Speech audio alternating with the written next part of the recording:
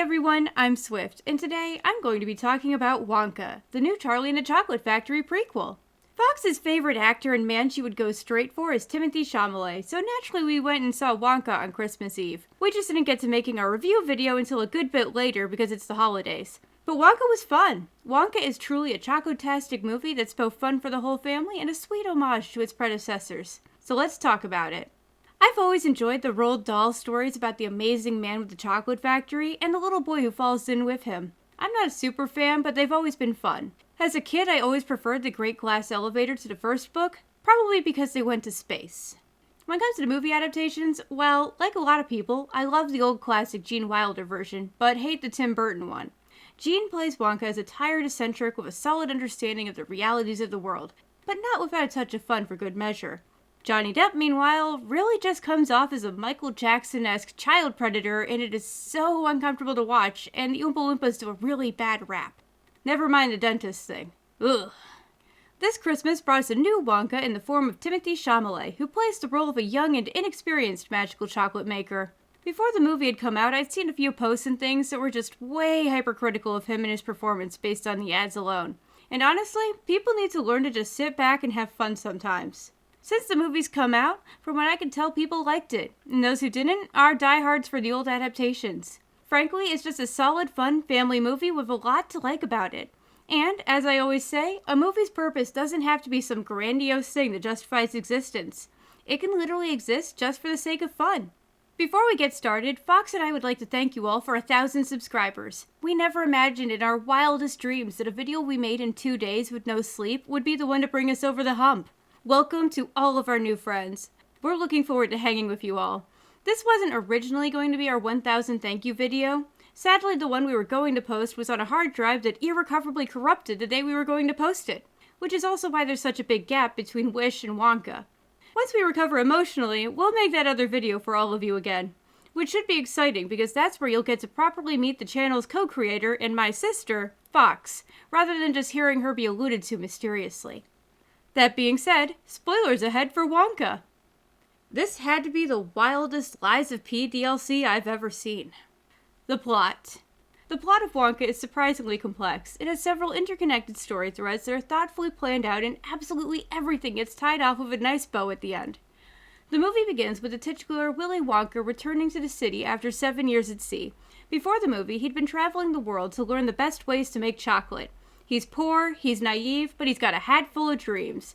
He plans on selling his chocolate in the fanciest part of town in order to make his fortune and to honor the memory of his mother. Unfortunately for him, right on day one, he gets taken advantage of by the most predatory landlords in the world, who, via the power of fine print and jacked up prices, enslave Willy to do laundry for the rest of his life. Or at least until he can pay off the debt. He's not the only one, as several other poor souls are trapped in the laundry basement too. Willy and these other debtors work together to sell his chocolate and get out of debt, all while defeating the literal chocolate cartel, discovering the relatable child character's true identity, and proving Willy didn't imagine the Oompa Loompa that's been stalking him. Like I said, it's a ton of fun. The movie's director also worked on Paddington, and like Paddington, Wonka is wholesome, humorous, and has its characters outwit some relatively dark themes. Our whole theater regularly bursts into laughter because some of the gags are just that funny. Like, there's some really great build-up for the jokes. I don't want to give them away, but the drunken chocolate one is probably my favorite. The jokes in this movie are allowed to be multi-parted with punchlines you have to wait for or that call back in a smooth way to an earlier scene, and there's like at least 4 that I can think of off the top of my head. Rather than stepping on the toes of the characters who appear in the original story, apart from Willy and the other chocolatiers, every character is new and original to Wonka, with no unnecessary tie-ins to Charlie, Augustus Gloop, or any of them. They all have suitably silly names that fit the convention established by Dahl, like Mrs. Scrubbit, who owns a laundry business, or Abacus Crunch, an accountant. The only new character of a direct tie-in to a pre-existing character is Noodle, who is revealed to be the niece of Slugworth, one of the chocolatiers who wants to shut Willy down. In the original movie, Slugworth is a very minor character, and in the book he's barely mentioned as well, so it's not at all that intrusive for her to be related to him. It also doesn't have any impact on the pre-existing stories, and so it truly is a good example of the writers making use of the tools they had at hand and using them in a way that isn't insulting to the viewers or the original story. Speaking of Noodle, for a cute, relatable child character, she's honestly super well done. She's a sweet kid who's into books, but sadly, like Willy, is a prisoner to the Scrubbits. In Noodle's case, she'd been dumped on a laundry chute as a baby, and was given her silly name by Mrs. Scrubbit because she came of a ring that had the letter N on it. Noodle and Willie become truly adorable, unlikely friends, and she makes for a perfect deuterogamist. She never overshadows Willie, but is key to the success of the plot. Another thing I like about Noodle is her ethnicity, because it's a wonderful allusion to Roald Dahl's original vision for Charlie. In case you didn't know, Charlie Bucket, the protagonist of Charlie and the Chocolate Factory, was originally written as a black character. The exact reason why he was changed to a white one isn't clear, but it's most likely Dahl's agent steered him away from making Charlie black because he didn't think the book would sell well. It was 1963, after all. By making Noodle black, she is able to be what Charlie couldn't. And it's really cool because it just shows how far society has come. A lot of the original book is a commentary on classism, especially exploring the ways the wealthy are able to have opportunities that the poor could only dream of. Consider that the rich kids almost all got their golden tickets because their parents bought a ludicrous amount of chocolate. Charlie, meanwhile, used his meager pocket change to just buy a couple of chocolates, not even looking to get the ticket. Wonka follows a lot of these same themes.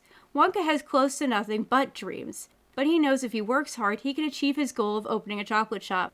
Meanwhile, the chocolate cartel are paying off the church and police to ensure that they are the only ones who can sell chocolate in his town. Like Charlie, Wonka also comes from nothing in this version. But he isn't just any random poor person. He's actually got a really cool, actually grounded in history reason to be who he is.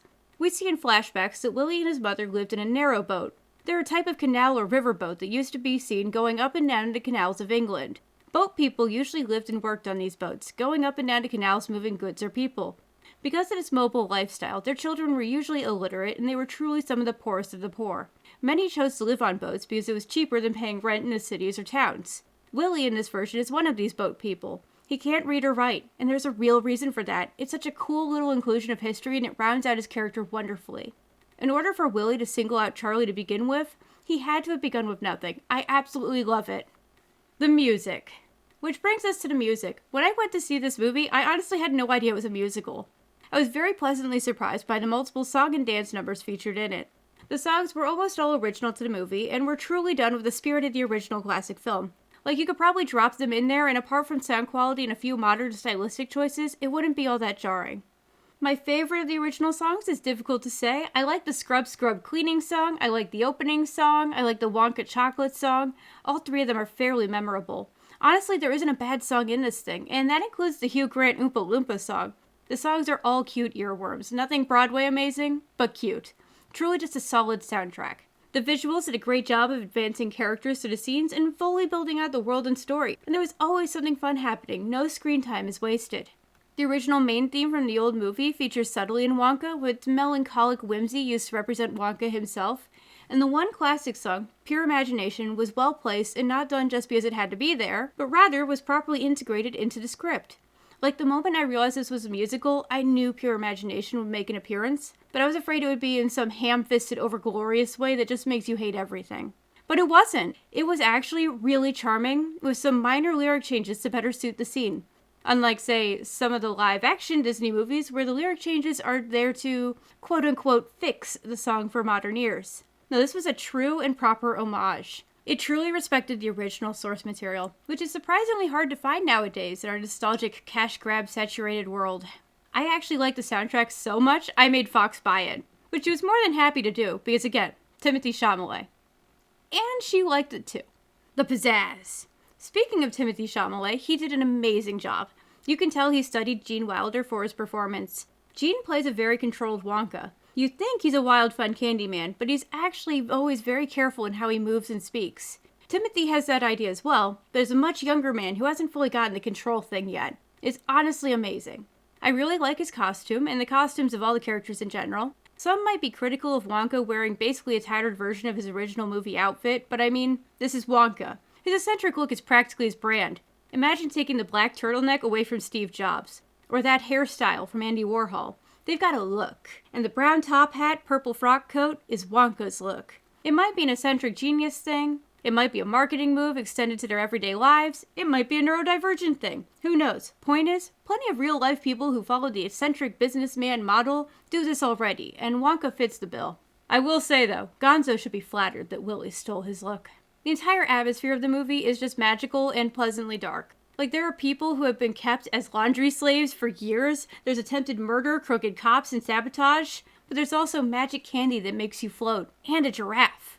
Another cool thing is that you can tell that the actors are all genuinely having fun and enjoying their roles. Apart from Hugh Grant, of course, but it truly adds to the joy of the movie. One thing I'm still curious about, does anyone know who the old man in the chocolate shop was meant to be? As far as I could tell, the actor wasn't someone with a tie-in to one of the old films, so I wasn't sure if he was meant to represent someone or just be a nice old man. The other real question is why he would want to eat cotton candy that people have been walking on. It must just taste that amazing. Overall, Wonka was a great movie. I like it more and more that I think about it. I truly cannot recommend it enough. It should make for a great cozy evening with a family movie. What did you think of it? Was it a worthy addition to the Wonka family tree? Or nah? Did it make anyone else think of Lies of P the entire time, or was that just me? Once again, thank you everyone for your wonderful support. Fox and I are so grateful and thrilled to have reached 1,000 subscribers, and we look forward to making more videos for all of you. Like I said, we'll be working on remaking the ones that didn't quite make it to you guys, along with a pile of other exciting videos. Thanks for watching. Be sure to like, comment, and subscribe. See you next time.